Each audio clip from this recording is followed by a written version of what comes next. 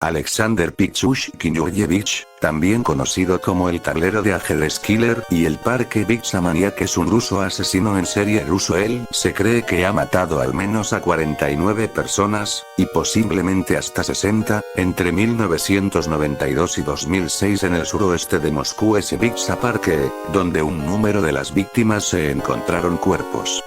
En 2007 fue condenado a cadena perpetua. Estoy de luto por mi perro fallecido. Ese era el pretexto que recurrentemente Alexander Pichushkin utilizaba para acercarse a sus víctimas y ganar su confianza. Lo hacía después de merodear durante varias horas por el parque Vitsevsky, al sur de Moscú, hasta localizar a la persona correcta. Normalmente elegía a indigentes que pernoctaban en la zona y se apiadaban de la triste historia de su interlocutor. Nada les hacía sospechar que tras esa apariencia de hombre educado se escondía una mente retorcida. Cuando conseguía aislarlos, la emprendía a golpes con un extremo grado de sadismo y crueldad en los homicidios. Tal era la hazaña con la que atacaba a estos desconocidos que utilizaba martillos, palos o botellas para destrozar sus cráneos. Tras los crímenes, este serial killer llegaba a casa, sacaba su tablero de ajedrez y tapaba uno de los casilleros con una moneda. Quería cubrirlos todos. Ese era el objetivo del apodado como el ajedrecista asesino.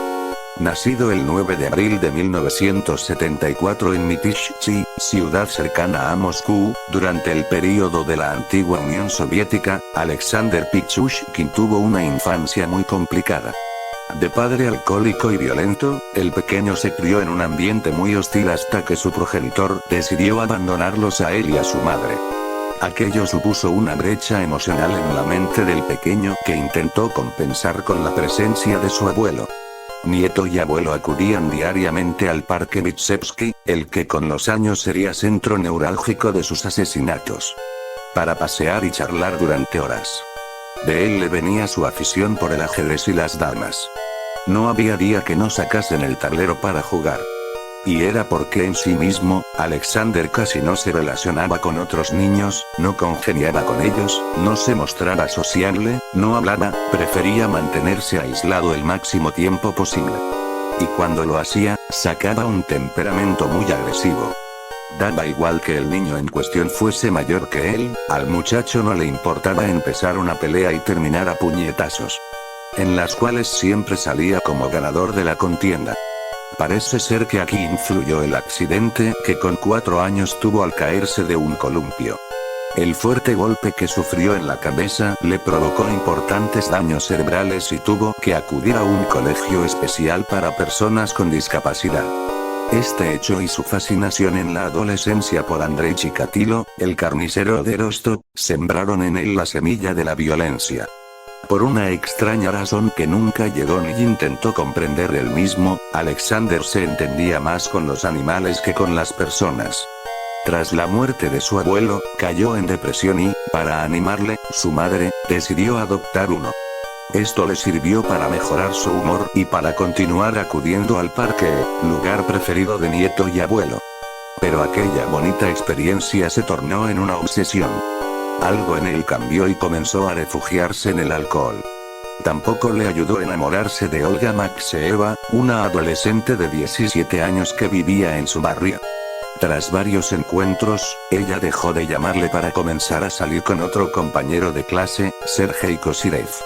Aquello enfadó sobremanera a Pichushkin, hasta el punto de desembocar en su primer asesinato.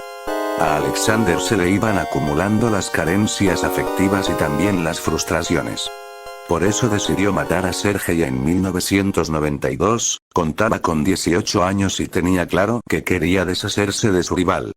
Llegó a la casa del muchacho y, tras una acalorada discusión por Olga, el asesino lo lanzó por la ventana, lo que provocó que Sergei se precipitara al vacío y muriera en el acto. Cuando llegaron las autoridades, creyeron que se trataba de un suicidio. Además, el testimonio de Pichushkin le descartaba como sospechoso, así que no continuaron con la investigación. Sin embargo, años después y tras ser arrestado como responsable de 48 muertes, el joven recordó aquel momento y lo fue describiendo literalmente así. Fue como el primer amor. Inolvidable. Desde 1992 hasta el año 2000, Alexander vivió en lo que podemos denominar un letargo criminal. No evidenciaba tantos comportamientos agresivos para con los demás incluso, se mostraba amable y sensible. Hasta que ocurrió una desgracia. La muerte de su perro. Esta tragedia lo llevó de nuevo a caer en depresión, a refugiarse en el alcohol y a desencadenar en él tendencias homicidas. Acababa de despertarse un nuevo asesino en serie en Moscú. Durante el día, Pichushkin llevaba una vida de lo más rutinaria. Trabajaba como reponedor en un supermercado, seguía jugando al ajedrez y, a veces, terminaba su jornada paseando por Vitebsk. Llegada la noche, aquellos paseos por el parque se tornaban en salvajes crímenes.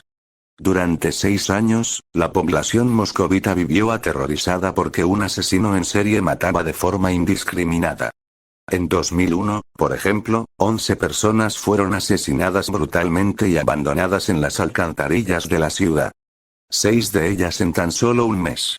Aquellos primeros asesinatos de Alexander evidenciaban su ansia por matar y su falta de control. A esto hay que añadir la satisfacción que le producía saber que la policía no lograba poner freno a esa escala de violencia. Las autoridades daban palos de ciego continuamente. Sabían que tenían un asesino suelto deambulando por el parque Vitebsk, pero no había forma de darle caza. Pichushkin conocía a la perfección el lugar y cómo escapar. Además de utilizar dicha localización como el Parque de los Horrores, Alexander fijó su propio modus operandi. Primero observaba a las víctimas de lejos tratando de encontrar a quien picase en el anzuelo de su historia, la muerte de su perro. Normalmente se fijaba en personas sin hogar. Les resultaban más inocentes. Una vez elegida, se acercaba y les decía llorando que estaba de luto. Quería dar pena para ganar su confianza. Ahí era cuando pedía que le acompañasen a la tumba del animal para tomarse una copa. Esta excusa la utilizó solo con hombres, pues con mujeres su estrategia era la de ligar para tratar de tener una cita. Una vez que las víctimas habían ingerido bastante alcohol, Alexander las atacaba sorpresivamente por la espalda y las asesinaba a martillazos.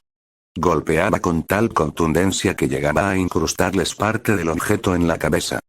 De ahí su famosa frase: "Me gusta el sonido de un cráneo partiéndose". Tras los innumerables golpes realizados con un martillo, con una tubería y hasta con una botella de vodka, el homicida arrastraba los cuerpos hasta el alcantarillado. Allí abandonaba los cadáveres hasta que alguien los descubría. Me agradaba ver la agonía de las personas, afirmó ante el tribunal. Alexander jamás negó que disfrutaba matando cruelmente a sus víctimas. Aquellas que sobrevivieron, 3 en concreto, relataron su forma encarnizada de agredirlas. Me gusta el sonido de un cráneo partiéndose. Alexander Pichushkin. Con cada asesinato, Alexander fue aumentando el ensañamiento hacia sus víctimas. Los ataques comenzaron a ser más despiadados, pero también menos planificados y arriesgados. Esto lo llevaba a abandonar apresuradamente la escena del crimen y, por consiguiente, a no esconder el cadáver completamente destrozado.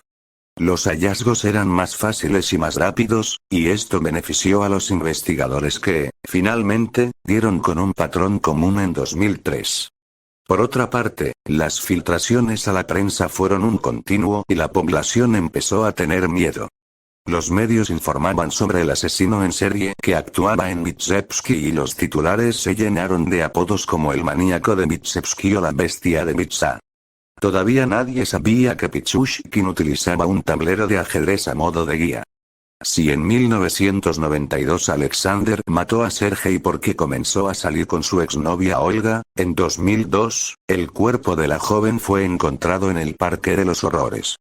No fue la única persona de su círculo más cercano que terminó siendo asesinada.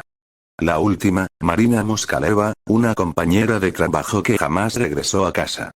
Tras desaparecer el 14 de junio de 2006, su hijo dio la voz de alarma. Su madre le había dejado una nota al lado del contestador diciéndole con quién salía aquella noche. El nombre en cuestión: Alexander Pichushkin. Y junto a él, el teléfono de contacto.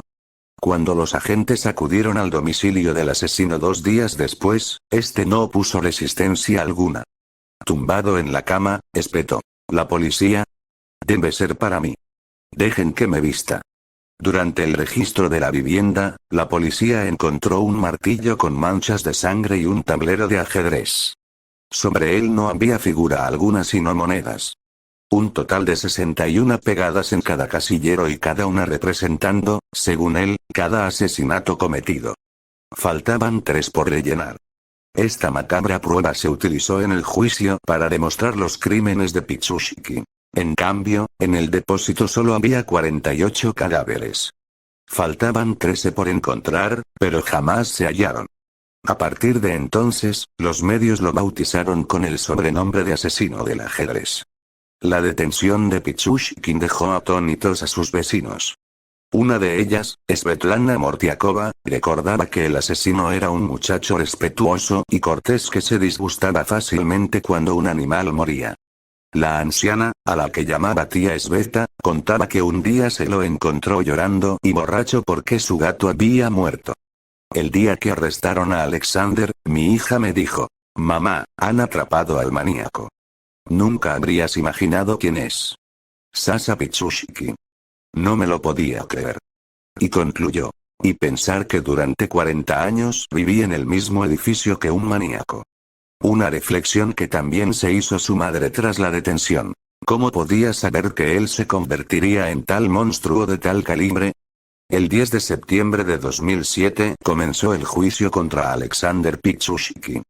Tal y como ocurrió con el de Andrei Chikatilo, tuvieron que aislarle en un cubículo blindado para evitar que los familiares de las víctimas le linchasen. La sala de vistas clamaba venganza. Todos lo querían muerto. Después de pasar un examen psiquiátrico para confirmar que el serial killer era apartamento para ser juzgado, se procedió al enjuiciamiento ante un jurado popular. Las pruebas hablaban por sí solas, pero el testimonio del acusado no dejaba lugar a dudas. Me sentía como el padre de todas estas personas, ya que fui yo el que les abrió la puerta de otro mundo. Y confirmó que no maté a 49, maté a 61. Además de eso, relató tal cual lo siguiente: «Una vida sin homicidios para mí es como una vida sin alimentos para ustedes. Salvaron la vida de muchas personas al atraparme, porque nunca me habría detenido, nunca. Porque Alexander solo mataba a personas que se quejaban de su vida. Al contrario que su ídolo, el carnicero de Rostov, el ajedrecista no realizaba ningún tipo de acto sexual con sus víctimas. Porque lo que le gustaba en realidad era el sonido de un cráneo partiéndose. Es decir, que en contraste a su otro compatriota Chikatilo, lo que más le importaba a Pichushkin era acabar con sus víctimas rápidamente sin más, en lugar de involucrar otro tipo de actos ya sea en vida o muerte. Según Pichushkin, por mí mismo decidí el destino de 60 personas, fui juez, acusador y verdugo. Para él cada asesinato era una especie de ritual, mi estilo, mi letra. Nadie podía negar los crímenes cometidos por Alexander. Ni siquiera su abogado defensor cuando le tocó el turno de palabra.